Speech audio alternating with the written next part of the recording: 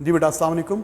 हम लोग क्वेश्चंस कर रहे थे डिफॉर्मेशन ऑफ सॉलिड के थ्योरी के क्वेश्चंस कर रहे थे। आपको पता है ना मुश्किल है, तो मैं पूरी असाइनमेंट करा रहा हूँ 10 ईयर के क्वेश्चन 2002 से लेके 2012 तक के ऑल वेरिएंट के ऑल क्वेश्चंस हम ट्राई कर रहे हैं थ्योरी के। मुश्किल क्वेश्चन है, ज़रूर देखें एक बार।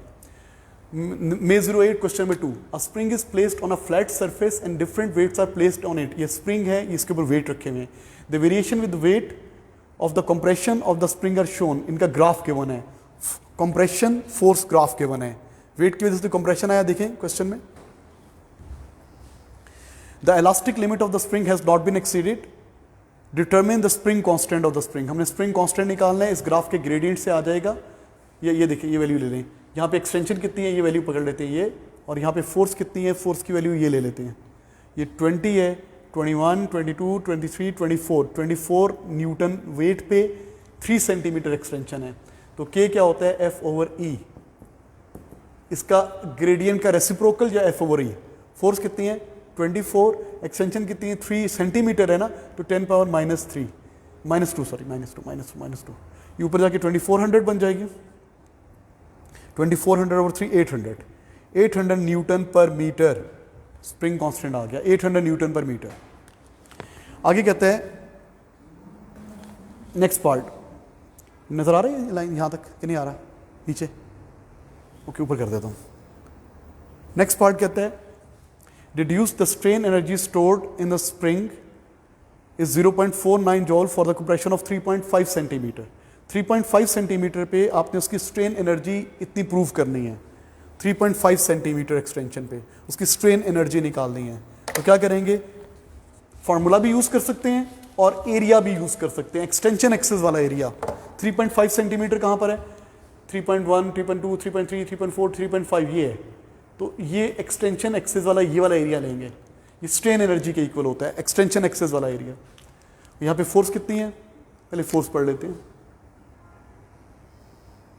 फोर्स की वैल्यू है 28 न्यूटन्स, एक्सटेंशन 3.5 सेंटीमीटर है। तो एनर्जी होता है half into base into height, triangle है ना, हाफ बेस कितनी है 28, हाइट कितनी है 3.5 इंटू 10 पावर -2। सॉल्व करेंगे तो ये 14 मल्टीप्लाई बाय दिस, वही आ जाएगा जो आंसर है 0.49 जॉल्स। 0.49 जॉल्स आ जाएगा, एरिया से निकाल लेंगे। जी बेटा नेक्स्ट पार्ट सॉल्व करें।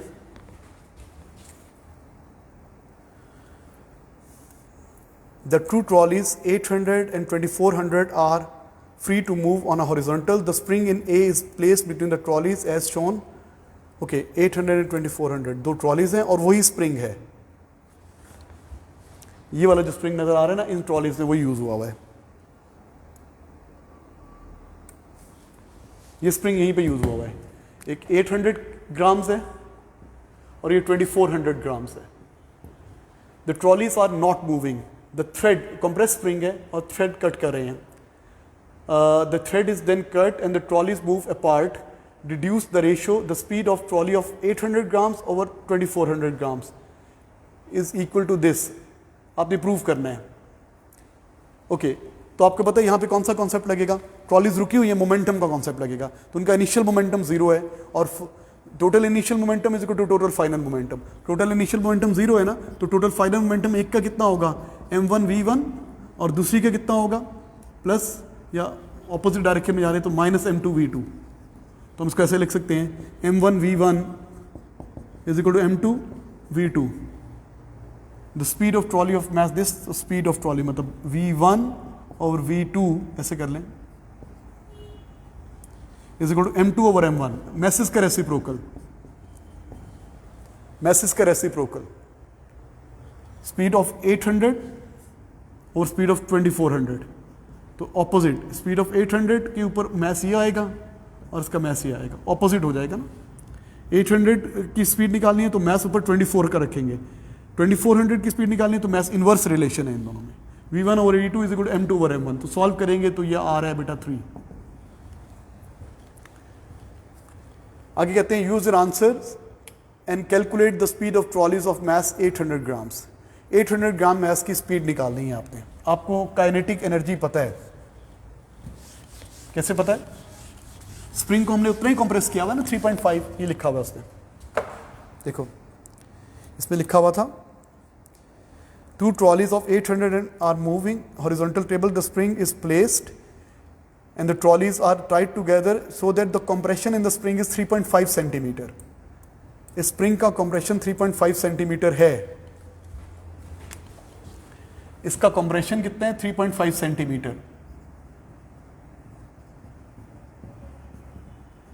इस पे एनर्जी कितनी स्टोर है, इलास्टिक पोटेंशियल एनर्जी हमने निकाली थी 0.49 जूल्स, ये इलास्टिक पोटेंशियल एनर्जी स्टोर है। ओके, अब जब इसको धागे को कट करेंगे तो क्या दोनों को सेम काइनेटिक एनर्जी मिलेगी? ये जो इलास्टिक पोटेंशियल एनर्जी ये काइनेटिक बन जाएगी। अब आपको पता है दोनों ट्रॉलीज की काइनेटिक एनर्जी पता है, दोनों ट्रायंगल्स की, दोनों ट्रॉलीज की काइनेटिक एनर्जी पता है। काइनेटिक एनर्जी टोटल किसके इक्वल है? 0.49 जूल्स। हाँ जी, किसको काइनेटिक एनर्जी ज्यादा मिलेगी, किसको काइनेटिक एनर्जी कम मिलेगी? बेटा दोनों को काइनेटिक एनर्जी सेम नहीं मिलेगी। आपको पता है ना, जब धागा कट करते हैं जिसकी स्पीड ज्यादा होती है उसकी काइनेटिक एनर्जी ज्यादा होती है। तो काइनेटिक एनर्जी किसको ज्यादा मिलेगी? जिसकी स्पीड ज्यादा है। तो काइनेटिक एनर्जी सेम नहीं मिलेगी दोनों को। आपको याद है हमने एक्सप्लोजन के केस में ये पढ़े थे formulas, kinetic energy momentum ratio किसके इक्वल होती है? आपको याद होगा, फाइनल मोमेंटम रेशियो 1 होती है।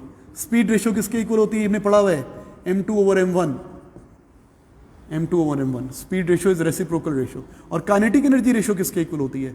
काइनेटिक एनर्जी रेशियो ये होती थी v1/v2 और m2/m1, ये काइनेटिक एनर्जी रेशियो इसके इक्वल होती है। जब ट्रॉलीज कट करें, धागा कट करेंगे तो दोनों को सेम काइनेटिक एनर्जी नहीं मिलेगी क्योंकि दोनों के मैसेज सेम नहीं है। जिसकी स्पीड ज़्यादा है उसकी काइनेटिक एनर्जी ज़्यादा होगी। तो kinetic energy 1 kinetic energy 2 is equal to v1/v2। तो kinetic energy of 800 grams over kinetic energy of 2400 grams, ये किसके इक्वल है? v1/v2। v1/v2 ये 3 के इक्वल है। बेटा v1/v2 3 आया था ना, इसका आंसर 3 आया हुआ है। तो kinetic energy of 800 is equal to 3 time kinetic energy of, तो दोनों की काइनेटिक एनर्जी सेम नहीं है। तो हमें पता है kinetic energy of 800 grams trolley is equal to 3 times kinetic energy of 2400 grams trolleys. Okay, तो आपकी काइनेटिक एनर्जी 4 पार्ट्स पे डिवाइड होगी। इसको 3 पार्ट मिलेंगे, इसको 1 पार्ट मिलेगा। आपकी काइनेटिक एनर्जी 4 हिस्सों में डिवाइड होगी। आपकी काइनेटिक एनर्जी 4 पार्ट्स पे डिवाइड होगी, ठीक है, इक्वली नहीं मिलेगी। हमें पता है ना, kinetic energy of trolley 1 plus kinetic energy of trolley 2 is equal to 0.49 joules. Trolley 1 8, इसकी ये काइनेटिक एनर्जी का, इसको x कह देते हैं, ये x है। और ये किसके इक्वल है? इसको x नहीं कहते, इसको x कहते हैं। मतलब काइनेटिक एनर्जी ऑफ इसकी, मैं काइनेटिक एनर्जी को x सपोज कर लेता हूँ, इसको x सपोज कर लेता हूँ। तो मैंने सपोज कर लिया है कि kinetic energy of 2400 grams is x। तो काइनेटिक एनर्जी ऑफ 800 ग्राम्स कितनी होगी बेटा? 3x, 3 टाइम्स ज़्यादा होगी। तो इसकी काइनेटिक एनर्जी x है, इसकी काइनेटिक एनर्जी 3x है ना। काइनेटिक एनर्जी हमने किसकी सपोज की? सॉरी गलत कर रहा हूँ मैं। Kinetic energy of 1 plus kinetic energy of 2 is equal to 0.49 joules. Kinetic energy हमने इसकी सपोज की है x 2400 की, ये 2400 की, ये x है। ये कितनी है? 3x है। और ये क्या है? 0.49 जो। अब सही है बेटा। जब धागा कट करेंगे तो दोनों ऑपोजिट डायरेक्शन में जाएंगे। जिसका मास कम है उसको स्पीड ज़्यादा मिलेगी। जितने टाइम स्पीड ज़्यादा मिलेगी उतने टाइम काइनेटिक एनर्जी ज़्यादा होगी। तो उसकी काइनेटिक एनर्जी, इसका मास 3 टाइम्स कम है ना, तो उसकी स्पीड 3 टाइम्स ज़्यादा होगी, इसकी काइनेटिक एनर्जी 3 टाइम्स ज़्यादा होगी। जितने टाइम स्पीड ज़्यादा होगी उतने टाइम काइनेटिक एनर्जी ज़्यादा होगी, 3 टाइम्स। अगर इसको x मिल रही है तो उसको 3x मिलेगी। टोटल काइनेटिक एनर्जी 4x हो गई। तो अब आप x की वैल्यू निकाल लें तो कितनी हो जाएगी? x की वैल्यू कितनी हो जाएगी? 0.49/4। तो काइनेटिक एनर्जी आ जाएगी आपके पास किसकी आ जाएगी काइनेटिक एनर्जी x, ये 2400 वाली है और ये किसकी है 800 वाली।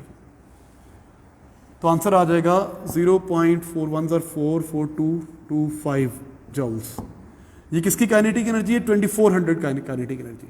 हमें किसकी चाहिए 800 वाले की, तो इसको माइनस कर दें 0.49 में से ये माइनस कर दें तो आपके पास 800 वाले की काइनेटिक एनर्जी आ जाएगी। अब काइनेटिक एनर्जी है आपके पास, काइनेटिक एनर्जी क्या होती है हाफ mv²।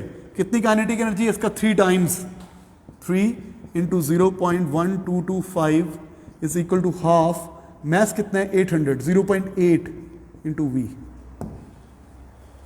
सॉल्व करेंगे तो बेटा स्पीड आ जाएगी। लंबा काम है, इससे छोटा होना चाहिए 3 मार्क्स के लिए। शायद मैं समझा रहा हूँ तो इसलिए ज़्यादा टाइम लग रहा है। बेटा मुझे पता है जब एक्सप्लोजन होगा, एक्सप्लोजन में आपको ये रेशियोज के आने चाहिए। मोमेंटम रेशियो 1 होती है, स्पीड रेशियो क्या होती है v1 और v2 is equal to m2 over m1, और काइनेटिक एनर्जी रेशियो क्या होती है v1 ओवर v2। जितने टाइम मास कम होता है उतने टाइम स्पीड ज़्यादा होती है, उतने टाइम काइनेटिक एनर्जी ज़्यादा होती है। इसका मास अगर m है, इसका मास m है तो इसका मास 3m है। तो अगर इसकी स्पीड v होगी तो इसकी स्पीड 3v होगी। अगर इसकी काइनेटिक एनर्जी e होगी तो इसकी काइनेटिक एनर्जी 3e होगी। तो दोनों की काइनेटिक एनर्जी को प्लस करें, this plus this, total kinetic energy कितनी होगी 4e, और वो किसके इक्वल है इलास्टिक पोटेंशियल एनर्जी के 49। ऐसे करें हम जल्दी से, यहां से एक की काइनेटिक एनर्जी आ जाएगी, ये आ जाएगी 0.1225 जूल्स। डिवाइड करेंगे तो मुझे लगता है यही आता है, कैलकुलेटर नहीं है जुबानी कर रहा हूं। तो ये इसकी काइनेटिक एनर्जी आ गई। इसकी काइनेटिक एनर्जी कितनी है उसको 3 से मल्टीप्लाई करें। अब इसकी काइनेटिक एनर्जी पता है आपको half mv² is equal to this value. तो जब ट्रॉली कट करेंगे तो दोनों को काइनेटिक एनर्जी सेम नहीं मिलेगी। जितने टाइम मास कम है उतने टाइम स्पीड ज़्यादा, उतने टाइम काइनेटिक एनर्जी ज़्यादा। अगर इसको काइनेटिक एनर्जी E मिल रही है तो उसकी स्पीड 3 टाइम ज़्यादा, इसको 3 मिलेगी। टोटल काइनेटिक एनर्जी कितनी होगी E प्लस 3 4E, 4E इसके इक्वल होगा। तो E की वैल्यू आ गई। अब इसकी काइनेटिक एनर्जी 3 टाइम्स E है, is equal to half mv², तो वहाँ से स्पीड आ जाएगी। ये मोमेंटम से रिलेटेड ज़्यादा क्वेश्चन है। अच्छा जनाब, मार्किंग स्कीम में इसने और मेथड से किया हुआ है, उस तरह भी हो सकता है। मार्किंग स्कीम में उसने ऐसे किया हुआ है, आपको बता देता हूं इसी क्वेश्चन को। उसने ये रेशियो यूज की है,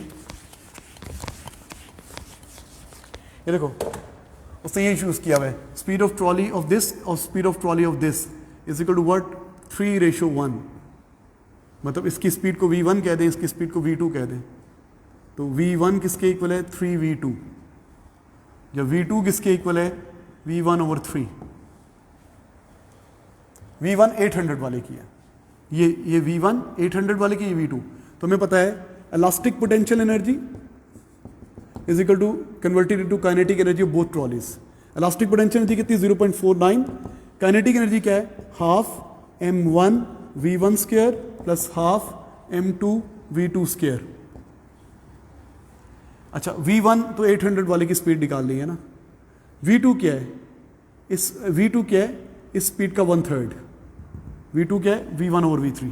तो ये आ जाएगी 0.49 is equal to half, m1 कितना है 800/1000, v1 तो निकालना है आपने, v1² तो फाइंड आउट करना है, प्लस हाफ ये कितना मैस है 2400/1000, और इसकी वैल्यू कितनी है v2 है v1/3 का स्क्वायर। ऐसे सॉल्व करेंगे तो भी आ जाएगा। तो यहां से v1 आ जाएगा। मार्किंग स्कीम में ऐसे किया हुआ है। हमने क्या किया, हमने पहले काइनेटिक एनर्जी रेशियो यूज की। हमें पता है kinetic energy of 1 over kinetic energy of 2 is equal to v1/v2। ये 3 है तो काइनेटिक एनर्जी इसकी 3 टाइम्स ज़्यादा है। छोटी ट्रॉली की काइनेटिक एनर्जी बड़ी ट्रॉली से 3 टाइम्स ज़्यादा है, क्योंकि मास 3 टाइम कम है तो काइनेटिक एनर्जी 3 टाइम्स ज़्यादा है। तो ऑब्वियसली ये बहुत लेंथी होगा क्या क्वेश्चन, आगे चलते हैं, इसे बोलना बहुत पड़ा है। हाँ जी, क्वेश्चन नेक्स्ट क्वेश्चन बेटा।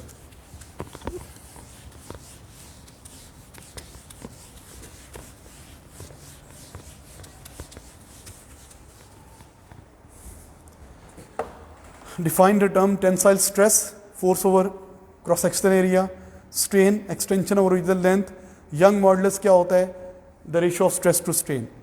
Suggest why the Young modulus is not used to describe the deformation of liquid or gases. Young modulus is not used to describe the deformation of liquid and gases. Gases और liquids के molecules move कर रहे होते हैं बेटा, उनकी fix shape नहीं होती, ठीक है। और क्या था, उनकी फिक्स शेप नहीं होती, वो इसलिए यंग मॉडुलस नहीं लग सकता। मार्किंग स्कीम में देखते हैं तो क्या कहते हैं, वही लिखा हुआ, they don't have fix shape, इससे नहीं लग सकता। अच्छा बेटा नेक्स्ट देखिए, बी पार्ट। बी पार्ट देखिए, the change in volume delta we of volume V of some water when the pressure in the water is increased by delta P is given by the expression. ये आपको expression given है, where delta P is measured in pascals. In many applications, the water is assumed to be incompressible. By reference to your expression, justify this assumption. Okay. Delta P is equal to 2.2 into 10 power 9 delta V over V. ये expression given है. Delta P pascal में measure करते हैं। In many application the water assume to be incompressible. Incompressible का मतलब ये हुआ कि उसका change in volume is approximately equal to 0। अब वो कह रहे हैं इस एक्सप्रेशन को यूज करके जस्टिफाई करें, तो यहां से डेल्टा वी को सब्जेक्ट बनाओ, डेल्टा वी को सब्जेक्ट बनाएं, तो क्या हो जाएगा, delta V is equal to delta P पहले से है multiply by volume divided by, ये वी मल्टीप्लाई होकर ये टर्म डिवाइड हो जाएगी 2.2 इंटू 10 पावर 9। अब आप देख सकते हैं ये डिनोमिनेटर क्या है, बहुत बड़ी वैल्यू है 2.9 गीगा, ये बहुत बड़ी वैल्यू है। जब डिनोमिनेटर बहुत बड़ा होता है तो ये आंसर बहुत छोटा आता है। इन दोनों का इन्वर्स रिलेशन है। तो आपको पता है ना, जब किसी चीज़ का डिनोमिनेटर इन्फिनिट हो जाए, ये ऑलमोस्ट इन्फिनिट है, 10 पावर 9 बहुत बड़ी वैल्यू है, तो ये बहुत छोटी वैल्यू आएगी, ये बहुत छोटी वैल्यू आएगी, इसलिए it is almost equal to 0। तो आप बताएं डिनोमिनेटर इज वेरी ह्यूज, तो जब बहुत बड़ी वैल्यू से कोई चीज डिवाइड होती है तो आंसर बहुत छोटा आता है। यही एक्सप्लेनेशन है इसकी। अच्छा बेटा नेक्स्ट, जब किसी चीज का डिनोमिनेटर इन्फिनिट होता है तो आंसर नियरली 0 होता है। नेक्स्ट बेटा सी पार्ट। सी पार्ट देखिए, normal atmospheric pressure is 1.1 into 10 power 5 pascals, divers in water of density this much, frequently use an approximation that every 10 meter increases the depth is equivalent to atmospheric pressure increase in pressure. Determine the percentage error in this approximation. हम assume ये करते हैं कि 10 metre जाने पे pressure increase होता है 1 atmosphere, normal atmospheric pressure is this much. अच्छा एक्चुअल इंक्रीज कितना होता है, एक्चुअल इंक्रीज जब 10 मीटर नीचे जाते हैं, रो कितना है 1.08, बेटा कैलकुलेटर चाहिए मुझे, 10 पावर 3, जी कितना है 9.81 और डेप्थ कितनी है 10।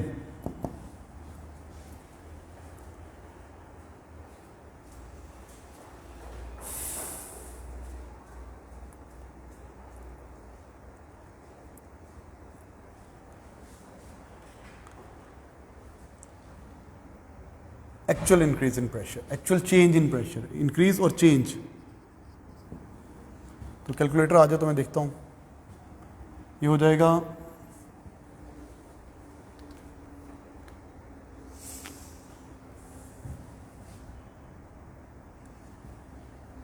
1.07 into 10 power 5।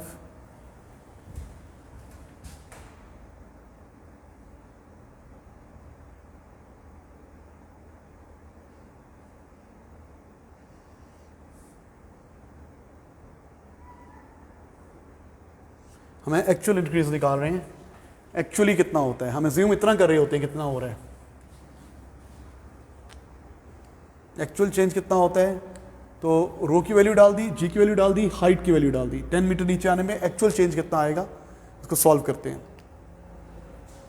9.81 मल्टीप्लाई बाय 1.08, 9.81 में यहाँ पे कैलकुलेटर निकालूं, कैलकुलेटर नहीं है बच्चे, यहाँ पे किधर है कैलकुलेटर,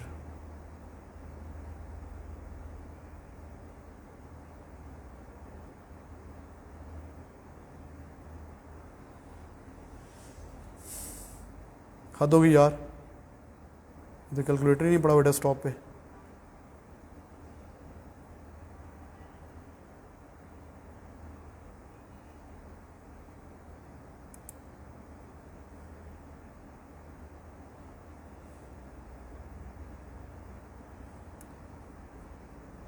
ये आ गया 1.08 मल्टीप्लाई बाय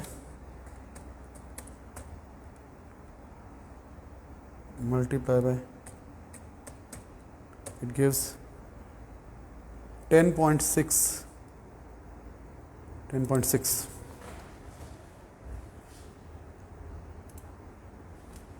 तो प्रेशर में इंक्रीज आ रहा है 1.06 इंटू 10 पावर 5 पास्कल्स। अच्छा भाई हम क्या एज्यूम करें, इतना इंक्रीज आ रहा है, एक्चुअली इतना इंक्रीज हो रहा है, तो व्हाट इज परसेंटेज एरर कैसे निकालते हैं? Difference over actual into 100, difference over actual into 100। हाँ जी, इन दोनों का डिफरेंस लें,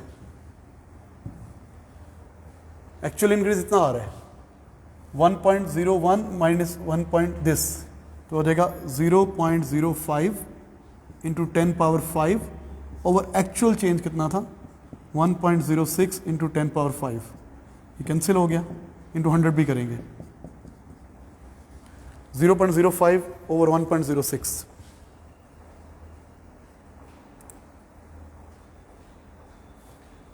करो जरा डिवाइड करो, आगे कैलकुलेट करो, डिवाइड 0.05 डिवाइड बाय 1.06 या 5 डिवाइड बाय 0 हो जाएगा 1.06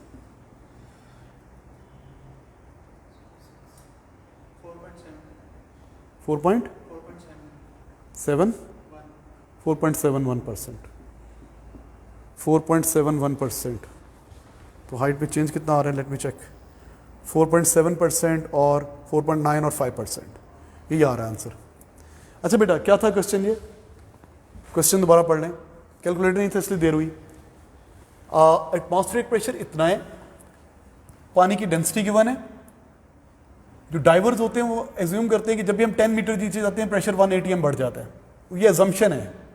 असल में 1 atm इतना नहीं बढ़ता प्रेशर, एक्चुअली कितना बढ़ता है, एक्चुअल इंटरचेंज कितना ρgh, ये आ गया इतना बढ़ता है, ये एक्चुअल है, हम ये एज्यूम कर रहे होते हैं। तो इन दोनों का difference over actual into 100, difference over actual into 100, percentage error कैसे निकालते हैं, difference over actual into 100, difference कैसे करेंगे 1.01 माइनस 1.06 0.05 इंटू 10 पावर 5, ये आ रहा है डिफरेंस, एक्चुअल इतना चेंज हो रहा है इंटू 100, तो ये 4.7% आ रहा है। ठीक है जी, सो आप देख सकते हैं कि मुश्किल क्वेश्चन था, इतना ईजी नहीं है। परसेंटेज चेंज कैसे निकालते हैं, परसेंटेज एरर कैसे निकालते हैं, डिफरेंस ओवर एक्चुअल, याद कर लें इसको। Next question, May 09, a spring having spring constant K hangs vertically from a fixed point. A load of weight L, when hung from a spring, it causes an extension E. The elastic limit of the spring is not exceeded. State what is meant by elastic deformation. Elastic deformation क्या होती है, temporary deformation. When the force is removed, the material comes back to its original shape, original length. अच्छा भाई load को उससे L कहा हुआ है, what is the relation between this, तो आपको पता है F is equal to K ही होता है ना, तो लोड को उससे L कहा हुआ है, L is equal to K time E, ये रिलेशन है। Some identical spring each with the spring constant K are arranged as shown. Spring constants ऐसे springs arranged हैं।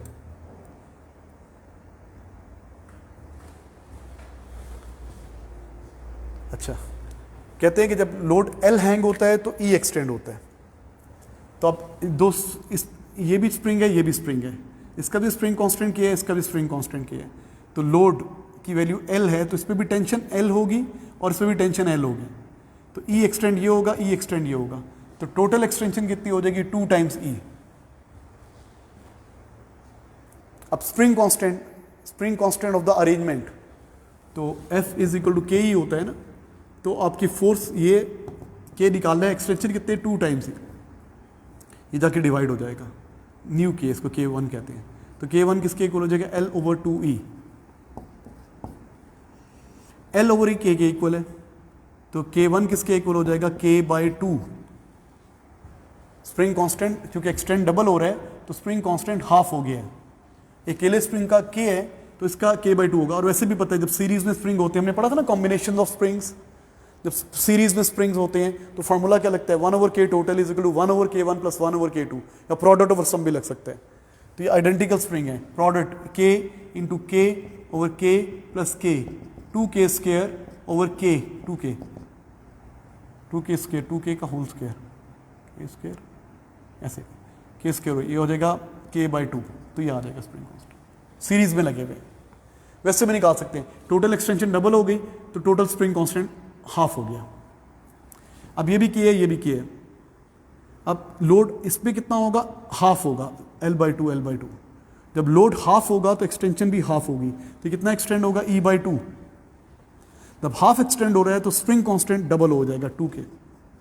और वैसे भी पैरेलल हैं, जब पैरेलल होते हैं तो स्प्रिंग कांस्टेंट्स ऐड हो जाते हैं, K प्लस K 2K हो जाएगा। सही है ना। नेक्स्ट बेटा, इसको वैल्यू सपोज करके भी कर सकते हैं आप। वेट को 10 न्यूटन सपोज कर लें, स्प्रिंग कांस्टेंट को 10 न्यूटन पर सेंटीमीटर सपोज कर लें, तो फिर ज़्यादा इजी हो जाएगा। अब ये है, इसमें टेंशन लोड की वैल्यू को मैं चले 10 न्यूटन सपोज कर रहा हूँ। 10 न्यूटन से ये, इसके अंदर टेंशन 10 न्यूटन है, इसके अंदर टेंशन 5 न्यूटन है, इसके अंदर टेंशन 5 न्यूटन है, वैल्यू सपोज कर ली। ये E एक्सटेंड होता है 10 न्यूटन से E, तो ये 5 न्यूटन से कितना होगा, E/2। तो टोटल एक्सटेंशन कितनी हो जाएगी, E plus E/2 1.5E।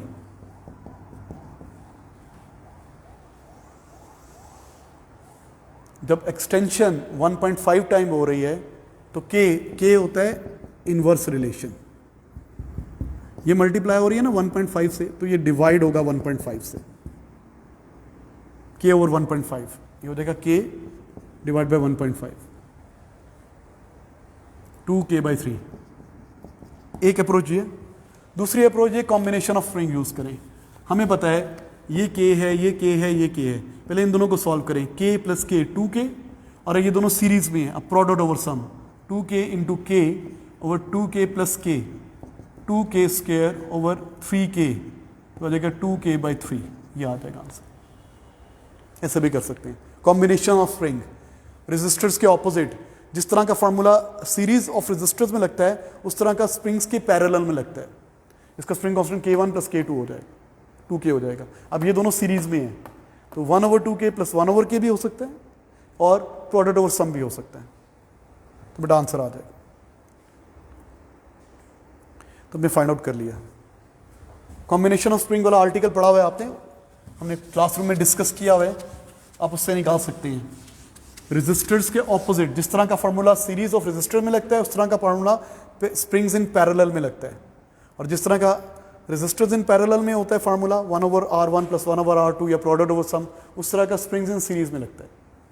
Number 09, a uniform wire has length L, cross sectional area A. The wire is fixed at one end so that hangs vertically with the load attached to the free end as shown. When the load of magnitude W is attached to the wire, it extends by amount E. The elastic limit of the wire is not exceeded. The material has resistivity rho. Explain what is meant by extend elastically. Elastically means temporary deformation. When the load is removed, it comes back to its original shape.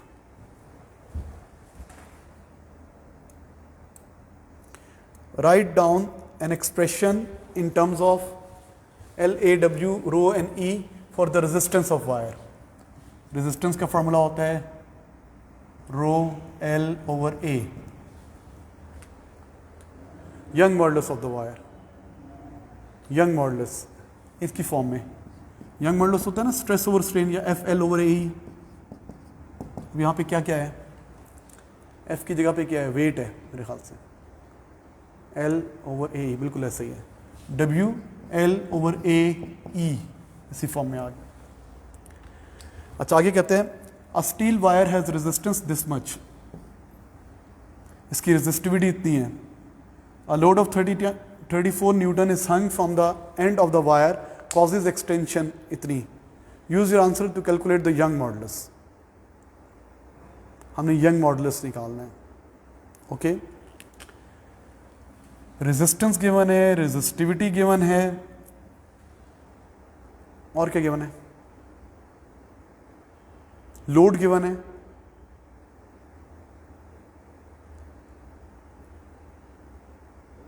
Extension भी given है।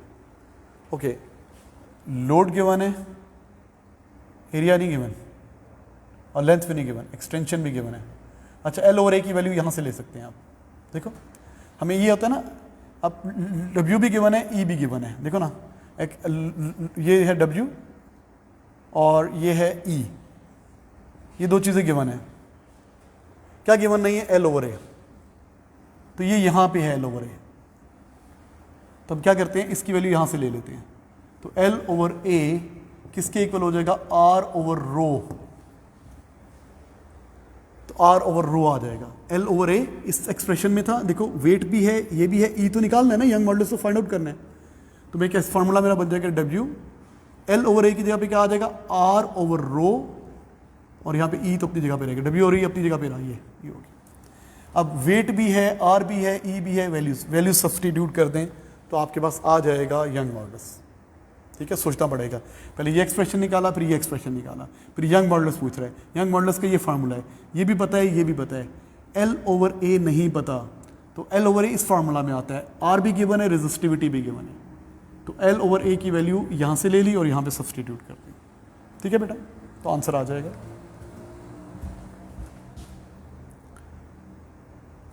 Next question,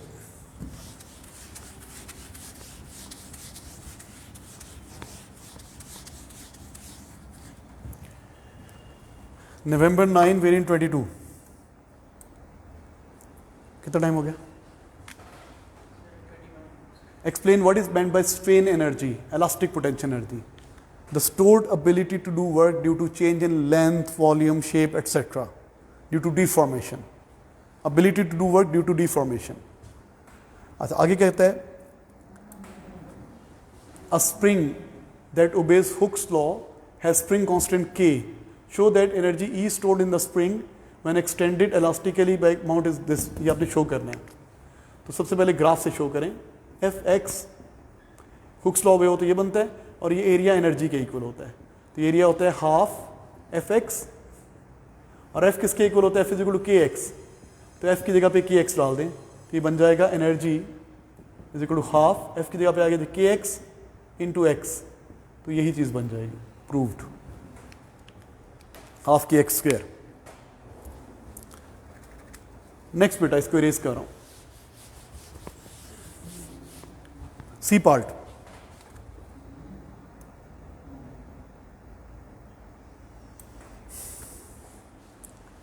a light spring of unstretched length इतना। अच्छा, इसकी diagram बना लें क्योंकि अगले page पे मुझे ये क्वेश्चन है और मुझे बार बार चाहिए होगी। मैं इसकी डायग्राम बना लेता हूँ जल्दी से। हाँ जी, एक स्प्रिंग ये मैं छोटी बना रहा हूँ। कितनी इसकी लेंथ है? 14.2 cm। फिर लोड हैंग किया, यहाँ पर आ गई, और ये लेंथ कितनी गिवन है? 16.3 cm। फिर आपने लोड को हैंग किया, नीचे पुल किया,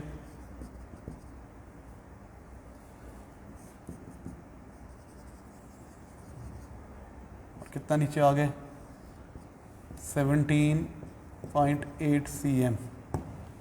ठीक है, और यहाँ पे F फोर्स है, वेट कितना है? 3.8 न्यूटन्स। यहाँ पे बेटे मैंने डायग्राम इधर बना ली क्योंकि वो पेज पे आएगी नहीं। जी, यहाँ पे क्वेश्चन है, क्या कहते हैं?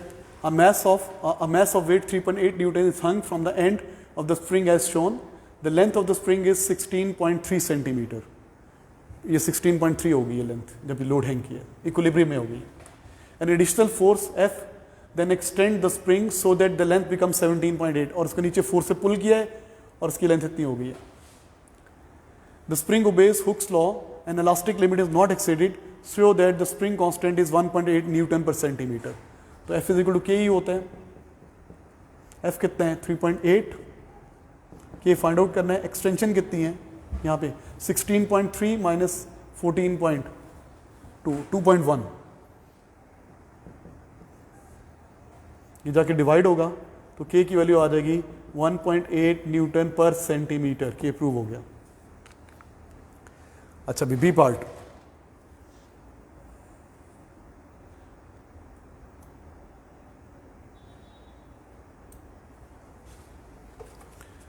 हाँ जी आगे कहते हैं for the extension of the spring from a length to this calculate the change in gravitational potential energy. Change in GP निकालना है, एमजीएच लग जाएगा। चेंज इन जीपी एमजीएच या वेट इनटू हाइट।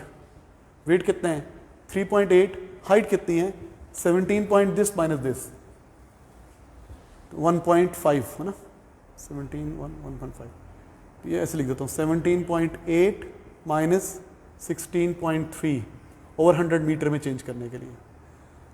तो आपकी आ जाएगी the change in gravitational potential energy.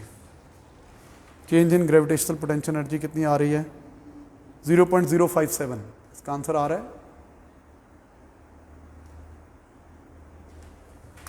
0.057 joules decrease in GP. Show that the change in elastic potential energy इतना, elastic potential energy में change कितना आ रहा है, change in elastic potential energy final minus initial, final energy क्या होगी half k x2 का square, initial क्या है half k x1 का स्क्वायर, half k था 1.8 न्यूटन पर सेंटीमीटर ना, 1.8 पर सेंटीमीटर नीचे था तो ऊपर जाके 100 से मल्टीप्लाई हो जाएगा न्यूटन मीटर। बेटा k की वैल्यू थी इतनी आई थी आपकी 1.8 न्यूटन पर सेंटीमीटर है ना, तो सेंटीमीटर -2 होता है ना, ये 180 हो जाएगा, ये 180 न्यूटन मीटर आ जाएगा, 180 न्यूटन पर मीटर। k की वैल्यू आ जाएगी, k कॉमन ले रहा हूँ 180, x2 स्क्वायर, यहाँ पे एक्सटेंशन कितनी है, यहाँ पे एक्सटेंशन इतनी है 17.8 माइनस 17.8 माइनस 14.2 3.6 ओवर 100 मीटर में लेना है का square minus x1 this minus this 16.3 minus 14.2 2.1 centimetre में है, मीटर में चेंज करना है का square. Change in elastic potential energy इतनी आ जाएगी 0.077 जूल्स। अब पहले फाइनल इलास्टिक पोटेंशियल एनर्जी निकाल लें। इलास्टिक पोटेंशियल एनर्जी कैसे निकालते हैं, हाफ के एक्स लेते हैं अनलोडेड लेंथ, ये loaded minus unloaded length, loaded length minus unloaded length, फिर ये लोडेड माइनस अनलोडेड, ये लोडेड माइनस अनलोडेड, तो आ जाएगी दिस।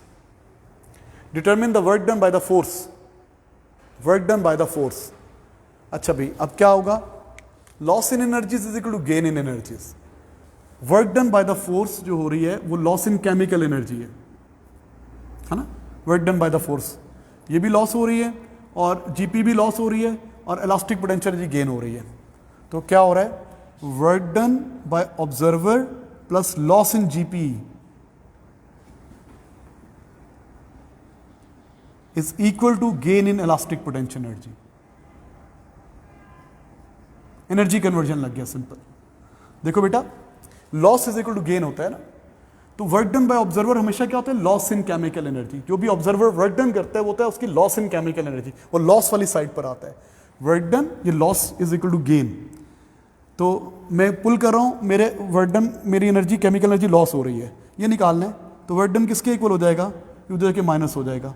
तो elastic potential energy minus gain in elastic potential energy कितना है 0.077 joules, minus gain in gravitational potential energy कितना है माइनस 0.057 जूल्स। तो आंसर आ जाएगा 0.020 joules work done by the observer by the force F, ये आंसर आएगा। ठीक है जी, नेक्स्ट क्वेश्चन।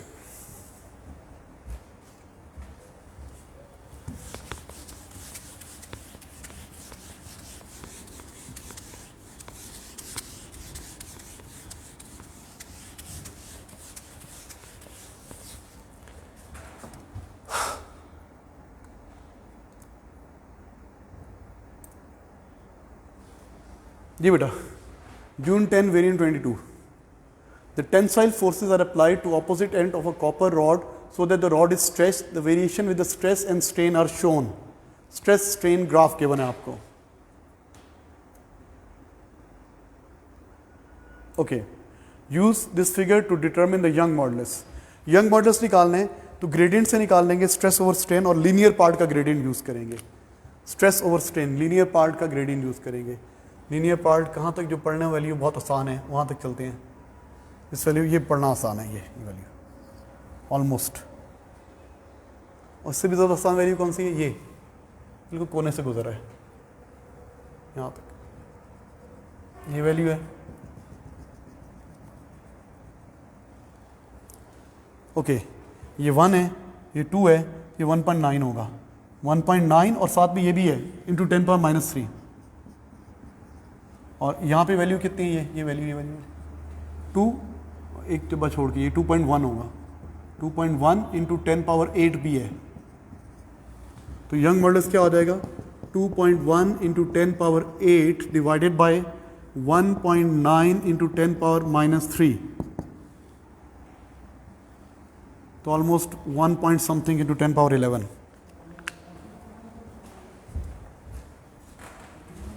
इसको डिवाइड करो. 2.1 डिवाइड बाय 1.9 बस 10 की पावर छोड़ दो. 2.1 divide by 1.9 1.105 1.1 into 10⁻11 pascals Young modulus आ गया.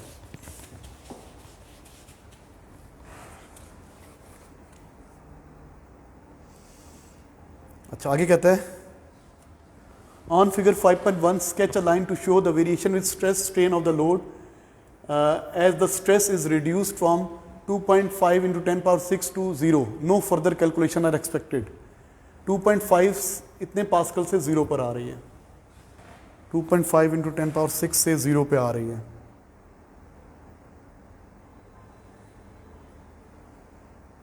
अच्छा मेरी बात सुनो, ये 10⁸ नहीं था, ये 10⁶ होगा फिर. या एक मिनट दोबारा देखो ना. 2.5 इंटू 10⁶ लिखा हुआ है यहाँ पे, क्या पता ये 10⁸ हो. आंसर चेक करता हूँ एक मिनट. मुझे लग रहा है 8 और 6 से कन्फ्यूजन है. 8 ही है, फिर ये भी 8 है, ये 8 होगी. 2.5 इंटू 10⁸ है ये. अच्छा से 0 पे आ रहे हैं तो आपने एक और लाइन लगानी है. 2.5 इंटू 10⁸, 2.5 इंटू 10⁸ ये है जनाब. ये इधर से अनलोड कर रहे हैं आप. जब अनलोड करेंगे तो बेटा इसके पैरेलल लाइन बनती है. आपको पता है लाइन कैसे बनती है? यूं बनेगी. ये लोडिंग कर्व, ये अनलोडिंग कर्व, ये ऐसे लाइन बनेगी, straight line.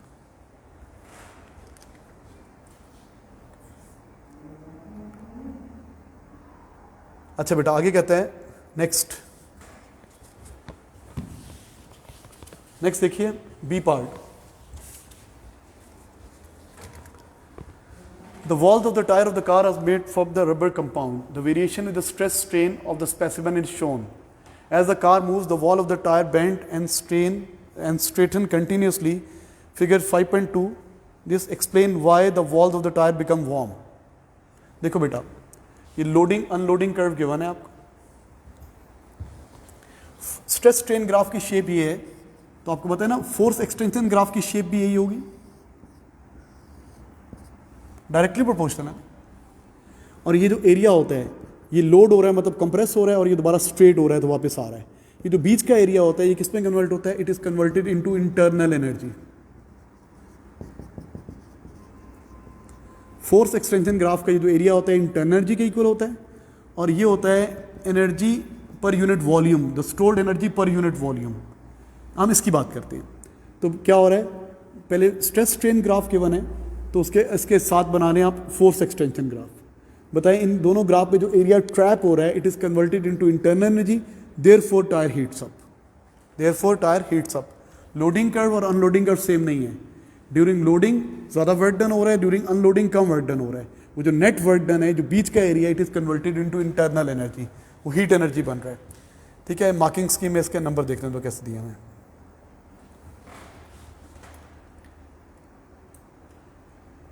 Area between line represent the energy the rubber is stretched and released areas are different, the energy are thermal energy, यही बता रहे हैं जो हमने बताया।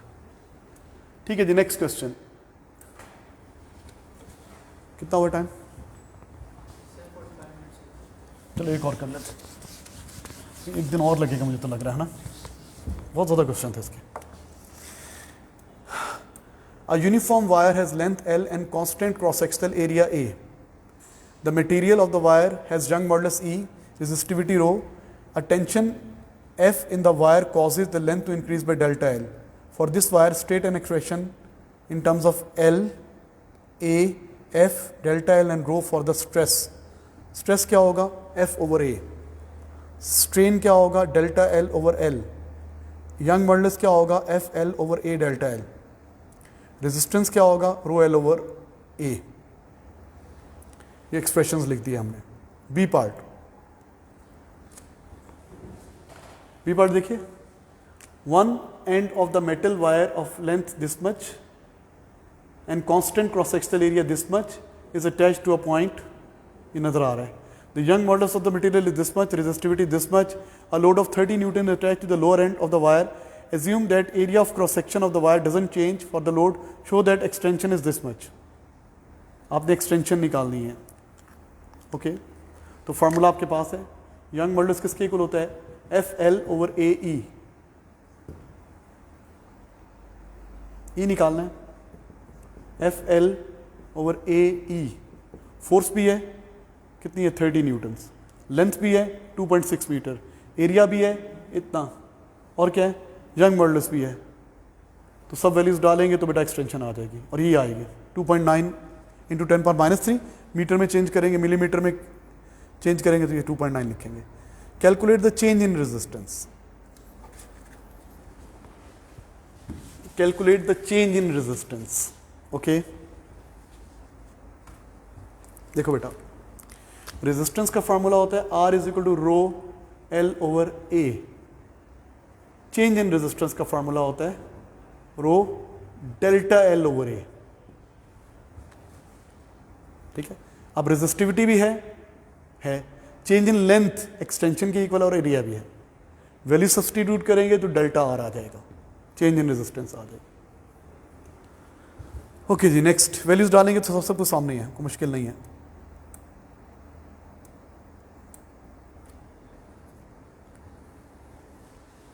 The resistance of the wire changes when the applied load, with the applied load. Comment on the suggestion that this change in resistance could be used to measure the magnitude of load. कहते हैं कि जब हम attach करते हैं तो उसकी resistance में चेंज आता है, और क्या वो चेंज इन रेजिस्टेंस यूज़ कर सकते हैं लोड की?